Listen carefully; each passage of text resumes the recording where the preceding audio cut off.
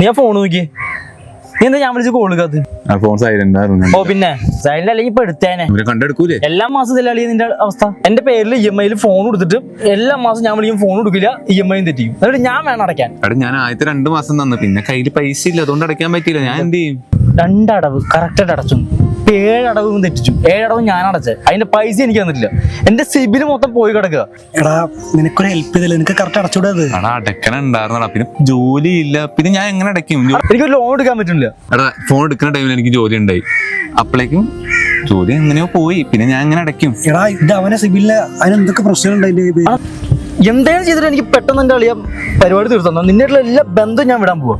ഒരു കൂട്ടുകാരൻ ഇപ്പൊ ഈ ഫോണിന്റെ പേരിലല്ലേ ഇപ്പൊ എല്ലാ പ്രശ്നങ്ങൾ ഉണ്ടായത്. എന്നാ ഇത് നീ വെച്ചോ, വിക്ക് തൊലക്ക് എന്ത് പണ്ടാരെങ്കിലും ചെയ്യും. ഓ ഒരു ഉപകാരം ചെയ്തപ്പോ നമ്മളിപ്പോ ശത്രുക്കളായി മാറി. ആടാ ഞാൻ അത് വിട്ടിട്ട് എന്റെ തീർത്തോളാം കേട്ടാ. തീർക്ക് പോ. നിനക്കതെങ്കിലും അടയ്ക്കാം. ഇപ്പൊ ഫോൺ കൊടുത്തിട്ട് എന്താ കാര്യം? ഫോൺ കൊടുത്തിട്ട് എന്താ, ഞാൻ പിന്നെ എന്ത് ചെയ്യാനാ? പിന്നെ ഫോൺ കൊണ്ട് പോകത്തേ ഉള്ളൂ. പാസ്വേഡ് എന്തെങ്കിലല്ലേ? ലോക്ക് ഓർക്കാൻ പറ്റും. നീ അടയ്ക്കാൻ നോക്കിട്ട് എന്താ